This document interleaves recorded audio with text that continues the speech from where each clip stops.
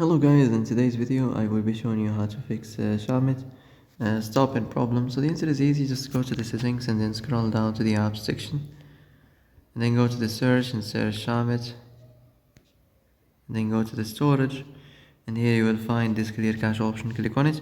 Now you can go check it if it worked, and if it didn't you can try to restart your phone or turn the Wi-Fi off and on or the Bluetooth or the airplane mode. Also you can try to clear data, but be careful. If you clear data, all these applications data will be deleted. This includes all files, the settings, the accounts, the databases, etc. So be careful if you want to clear your data.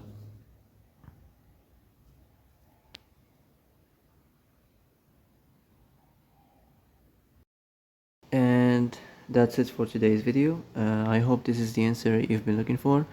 If you like this video, don't forget to like and subscribe, and see you in the next video. Thanks for watching.